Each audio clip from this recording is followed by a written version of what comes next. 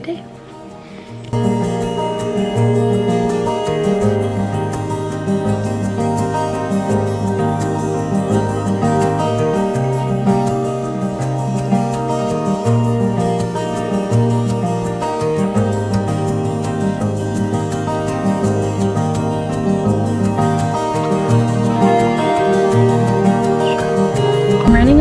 Behind just because I wanted to get there kind of early, but that's okay.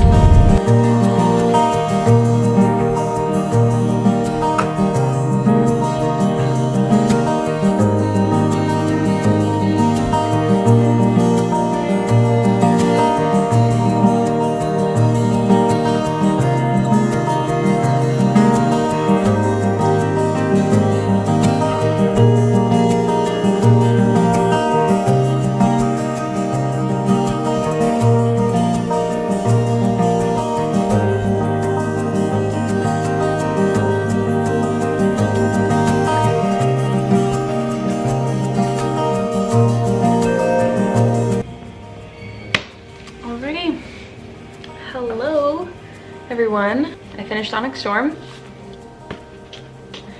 It took me roughly a month to read. This took me a minute. I know a lot of my friends zoomed through this. They read it within a day. It took me a while. Yeah, I don't know. I had some struggle getting through it.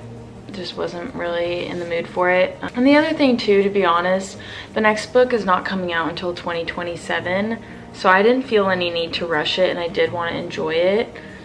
I mean, I don't have too much to say about it. I think it got a little too much criticism. Friends that I've talked with about it have all really disliked it. Yeah, I don't know, it was I thought it was interesting. I thought it was well written for the most part, like not anything groundbreaking, but it was good. My biggest complaints with this were honestly the use of modern language or phrases, like things that even I wouldn't say now, that was like, oh, we're so cooked, or that was something, like, yeah, just kind of phrases like that felt very like Gen Z to me, that I was just like, it's taking me out of it a little bit. I don't really love her intimate scenes. I don't love her writing in them, and honestly I skip through them every time I read them. Like once I can tell it's kind of becoming a more intimate scene, I genuinely skim through it. I'm not that into it. I'm trying not to give any spoilers also, but I know that people really love 𝓗𝓑, and they're also really upset about what's going on with him right now. But I don't know, I don't really care for him as a male love interest that much, to be honest. And not that I dislike him, I just don't care for him. I'm kind of appreciating him having the Star Wars type arc. I think it's interesting, especially because I don't find 𝓗𝓑 very interesting to begin with. I just don't really love 𝓗𝓑. Yeah, I also think this book, out of the other books in the series, I think this was her attempt at transitioning into high fantasy instead of just a romantasy series. And I think that's why I liked it a little bit more. I think she did a good job of expanding the world, introducing us into the other isles, the politics of those isles and the cultures and how things work differently from the continent. So I did really enjoy that, and I think that's why I thought the book was, I think that was what was more interesting to me in the book than any of the romance with 𝓗𝓑, and I didn't really care about that, to be honest. So yeah, I really enjoyed it.